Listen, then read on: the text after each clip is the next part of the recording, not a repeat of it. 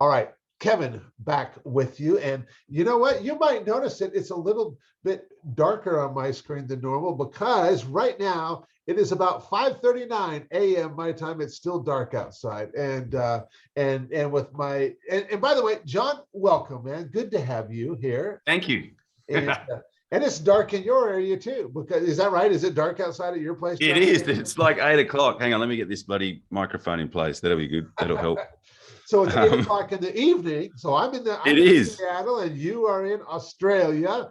And we did what we had to do to make this interview work because we wanted to have this conversation. Correct.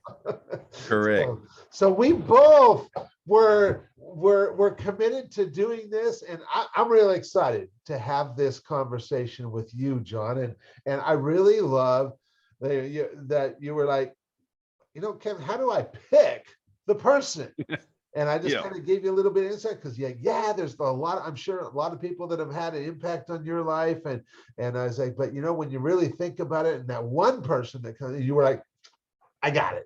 I know exactly who I want to talk about on this interview.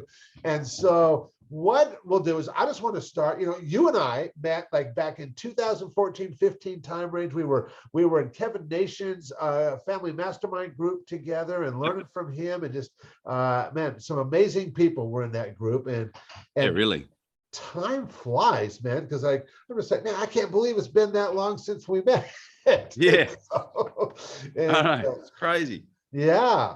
And so what I'd like to do is just kind of start by giving the listeners a little bit of context on who you are. So why don't we start by you just talking a little bit about what you do, who you serve, what motivates you to do what you do, and just let everybody know kind of like, who is John Blake? Awesome. Okay. So I have a consulting business I've now been running for nearly 18 years. Okay. And I had a business partner for the first 7 years, and I've been on my own ever since. I finished up with him, which was after about year 7. So I work with companies to help them maximize the number of the leads that they generate that convert into paying clients. So I work a lot with trades and construction type businesses. Obviously, we're in Western Australia, which is mining central. So there's a lot of mining services type companies that I work with here. And so the 3 biggest problems that clients come to me with that I can help them solve. First one is they are not articulating what it is that they do out into the market in a way that the market actually sees what they do as an opportunity. And that's the conversations that they're having in their marketing, the conversations their salespeople are having, and the message that they're putting out into the market. The second problem that clients come to me with is I can help them they're not converting the number of inquiries that they're getting into paying clients that they would like to. Okay. So I've got a system where I can very easily fix that. And then the third problem that clients come to me with is they haven't got a system for attracting and converting dream clients, like really big, high ticket type clients. And I've got a direct process that I help people to do that with. So I probably, work mostly on the back end. Like lead gen is not a difficult thing to do now. There's, every man and his dog's got a lead generation digital agency, and they can make it rain for you. And I help people to really minimize the wastage, because there's a lot of clients there's a lot of money that gets left on the table and a lot of clients that don't convert. And I help people to plug those holes in their funnel, I guess is probably the best analogy to use. Sure. So yeah, I've been doing that on and off now for about 18 years, and I enjoy it. And I've got lots of awesome clients that I work with. I've got the mastermind where we have a group of people that I've been working with on an ongoing basis to continue to grow their business and scale their sales and improve their business development and increase their sales results. So I guess that's probably the easiest and fastest way that I can sum up what I do. So after 18 years of doing this, John, and I don't know, how much liberty you have to share, maybe an experience or two, but like, what's a result you've helped someone get that you are just most proud of? Well, there's a town in the wheat belt. which is obviously a place where they grow wheat. It's about 2.5 hours north drive of where I live. Okay. And this town has 600 people in it. And there's a very unlikely business that's based there, and they make water tanks. Okay. And they employ about 60 people. So they employ 10% of the population of this town. Wow. And they make a fantastic product. It's like a polypropylene product, and it's water tanks for farms, but there's also water tanks that will work in the city, and they do dewatering setups for mining companies, and they do jetty products. It's all made out of polypropylene. And I spoke at an event in Sydney, and the guy that owned the business was in the crowd, and he saw me speak. And at the event, I never met him. I never even knew he was there. But he rang me about a year later and said, "Oh, can you come and help us?" And I said, "Whereabouts do you live again?" And he told me, and I went, I'm like, "How'd you find out about me?" And he goes, "Oh, I saw you speak at that event." And I said, "That was a year ago. What took you?" And he said, "Oh, we tried to do it ourselves and we stuffed it up." And I said, "All right." So I went out and I worked with them, and over 3 years, we helped them increase their sales by 15 mil. So we helped them increase their sales by about 5 million per year for the 3 years that I that I worked with them. And it was really just helping them with every single step of the process, from the time that a lead comes in to the time that they are given a recommendation based on their inquiry, and also the follow-up process. So it was really just putting the systems, the scripts, and the dialogue at all those crucial parts of the process. And they were just great at implementing, and it's just a really classic success story.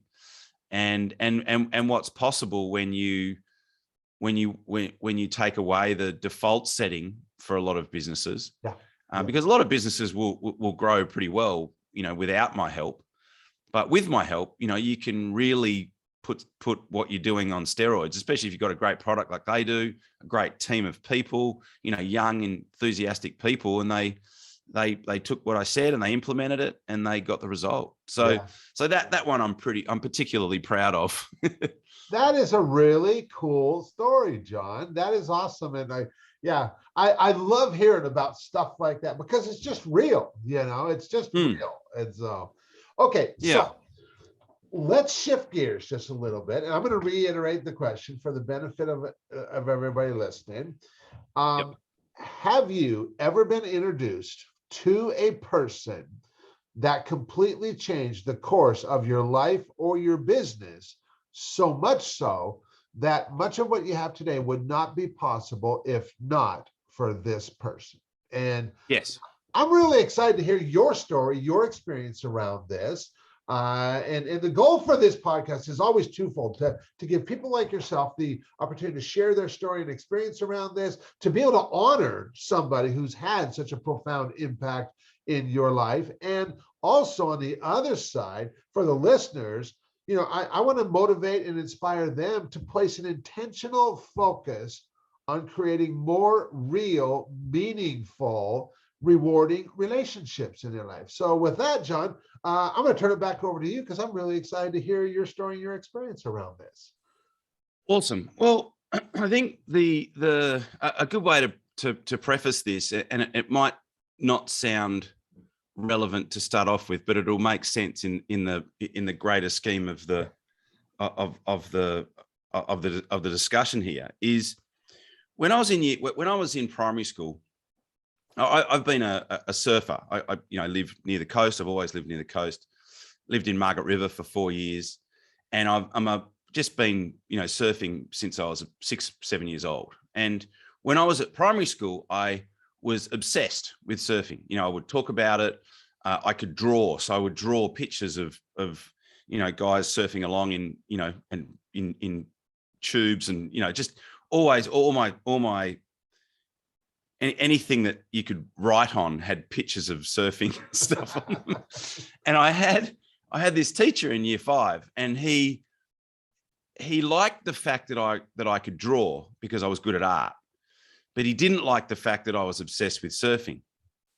And he hated the fact that I used to draw, use my drawing skills to draw surfing things. And I remember he used to say to me, he used to say it all the time. He'd say, I don't know why you're so interested in surfing. I don't know why you're so obsessed with surfing. You're never going to make any money out of surfing. Right. Huh. Okay.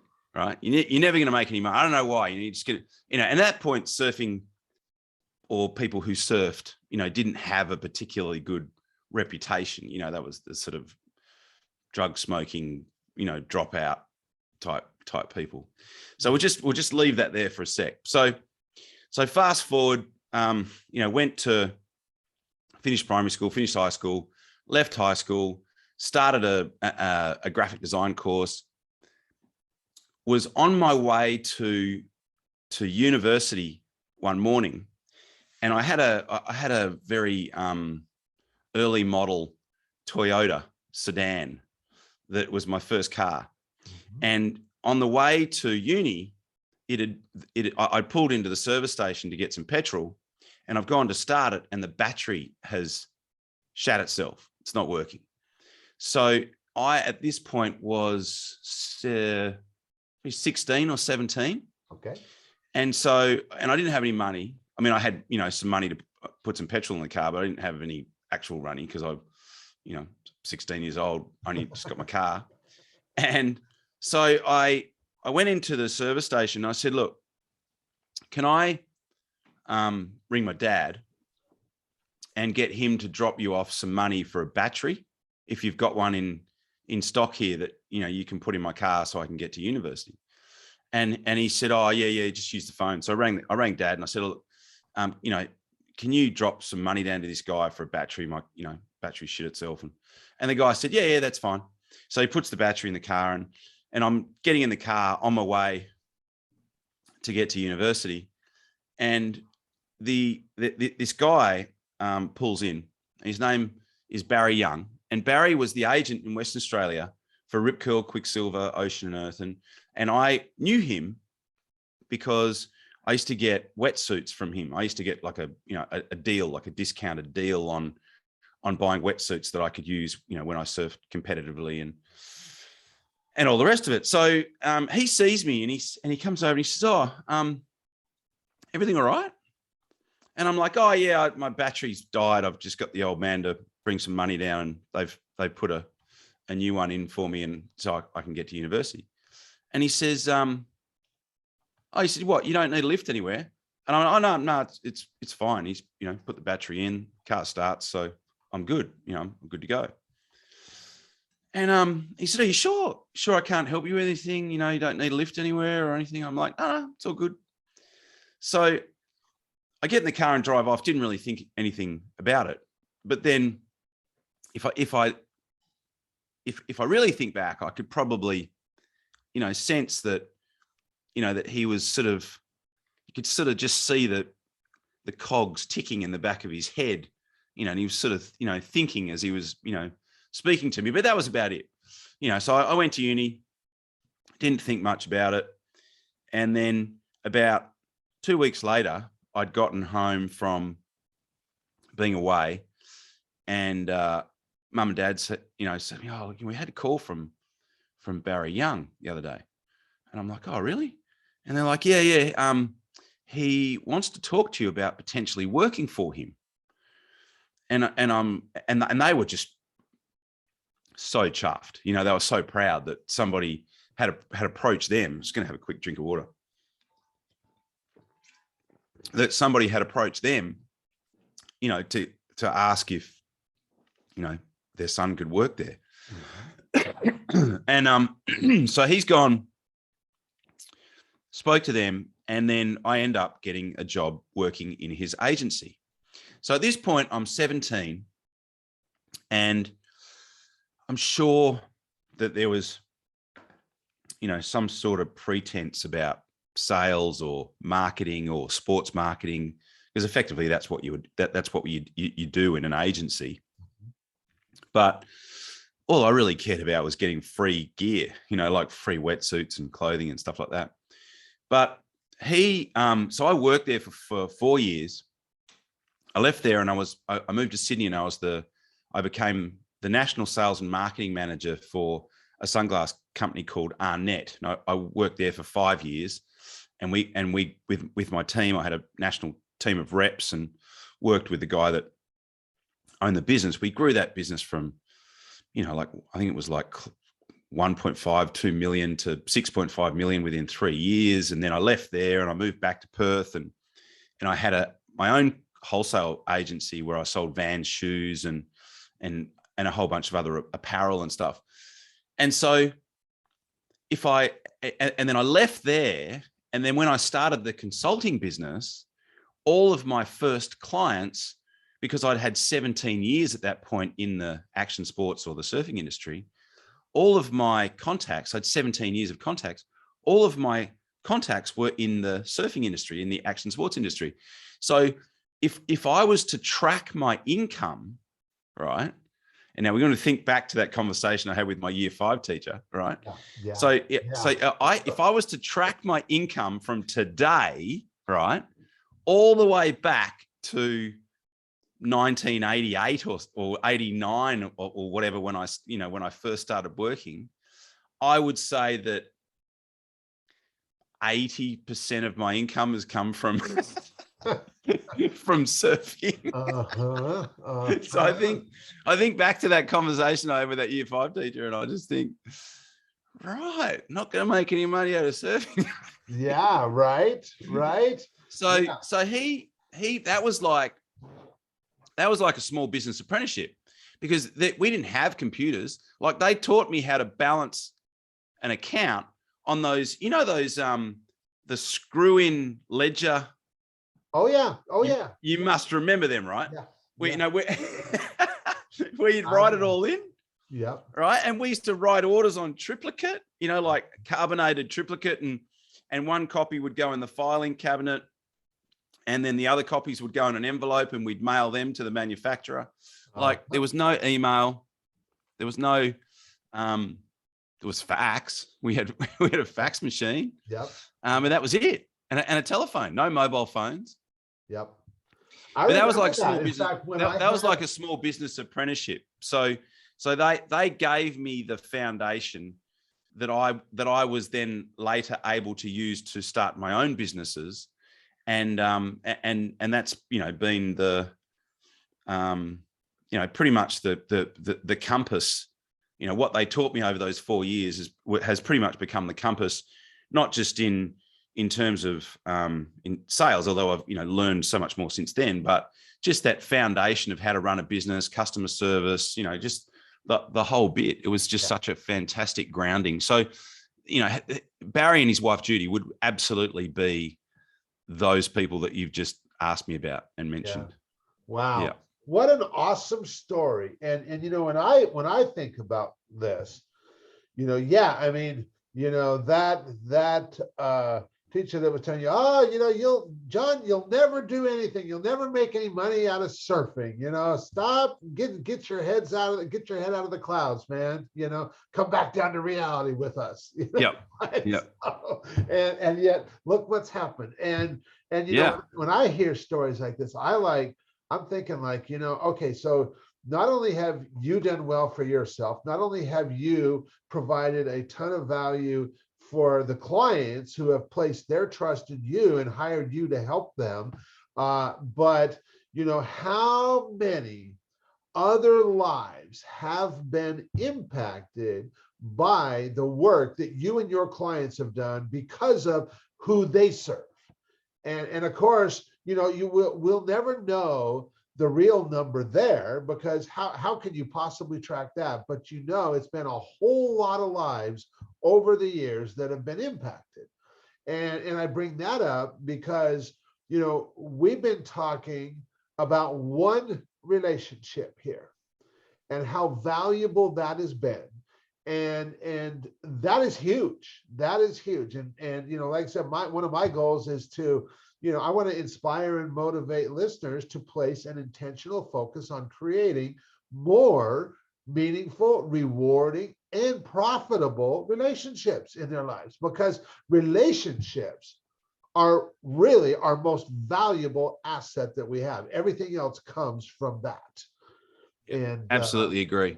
yeah, Absolutely agree. And then, occasionally, and it never ceases to amaze me, is occasionally you'll get that phenomenon. I'm going to call it a phenomenon, where someone says to you, where someone contacts you and you say, oh, so, out of interest, what was it that made you decide to want to give us a call? And they'll go, oh, you were referred to me from, like Bruce Kippelberger. And you'll be like, I don't know that guy. Yep. In the back of your head, you're like, I really don't know that guy. And you're like, oh, Bruce. Yeah, that's nice of Bruce to do. You know what I mean? And it's after doing this for so long, it starts, that starts to happen more frequently. So you talk about the ripple effect, and you serve somebody, and then they're better able to serve their customers, and then they talk with you, and you don't realize, I've got 155 podcast episodes now, and you don't realize, who's, and I don't get like thousands and thousands of people that listen to it every month. I think, there's probably, at least a couple of thousand at least, but that's every month, and there's 150 episodes out there. So you never know what the work that you're doing, the value that you're putting out there, you never know where it's going and who's getting value out of it. And, and then occasionally you send out a newsletter thing and someone will send something back and go, oh, that was amazing. I really needed to hear that today. And you're like, oh, good. It's working. Yeah. But you never know that it's working because you don't always find out. That's right. And, I have experienced that so many times over the years, that just because so I don't remember if you remember Nick Lucas. He was in Mastermind. Yeah, I still talk to Dr. Nick every now and then. Do you? Okay. Yeah, he's a great fella. Awesome guy. He is. And Nick was one of the early people that I interviewed for this podcast. Yeah, I saw it. Yeah. And very similar to you and I, we met in Kevin's group, and we hadn't really talked since then. Yeah. And when we reconnected, he starts telling me how he's like, Kevin said, I just wanted to tell you, that conversation that I had with you. He said, remember where Kevin used to host his events at that really beautiful venue in Las Vegas? And I'm like, oh yeah, that was a cool spot, and he said, I remember you and I having a conversation one day at Kevin's event. He said, and you just made such an impact on me. And he went on to explain that. And I'm like, wow, all these years later, I would have never known. And yet that this kind of stuff happens all the time. When we just show up and be us, we end up making an impact. And like you said, this guy, you get a call and so referred me, and I don't know who that is, but when people just see the real us, it's just we're attracted to that, and they end up referring business. They end up, all kinds of stuff comes from that, and that is just such a powerful thing that to just my friend Jesse Elder. One of the things he always says is, I got nothing to hide and nothing to prove. And when you're coming from a place like that you can just be yourself and just share with people, or just give them the opportunity to share with you, and give them the gift of letting them feel seen, heard, and understood. That's an incredible gift to give somebody, by the way, just listening to them, Yeah. And it's just, it has such a profound impact on people's lives that you're right. People just end up reaching out to you and want to do business with you and want to just talk with you about, like, hey, I want to run something by you, or I got somebody I want to connect you with, or what have you. And what an awesome experience. Well, John, I really appreciate you taking the time to have this conversation and to share like that. for anybody who's listening and going, man, Kevin, I really like John. I like the way he shows up. I like what he shared and stuff. How could they get more information on, how can they find out more about your world and what you guys are doing? Well, the easiest way, so I know that there'll probably be a few people driving. The easiest way would be for you to type into Google John Blake Sales. Okay. And I will come up. My website is john-blake.com.au. And you can find me on Facebook. You can find my podcast, which is Master Dealmaker Secrets, on podcast on all the different podcast platforms. Okay. So yeah, I'm not difficult to find. Certainly not hiding. Very good. Very good. Actually, if you do a search for John Blake without the sales, there's a whole bunch of Batman pages that come up. Interesting. Nice. Because John Blake's Batman's sidekick. Yeah, so yeah. Just nice. Be careful of that. If you find Batman stuff, add the sales at the end of it. Yeah. Exactly. Well, John, thanks again for taking the time to have this conversation. I really appreciate it. Any last words before we call it a wrap? No, mate, I've really enjoyed the chat, and it's fantastic to connect with you again after so many years. Yeah, for sure. Awesome. Well, John, thanks so much again. Look forward to sharing this with folks.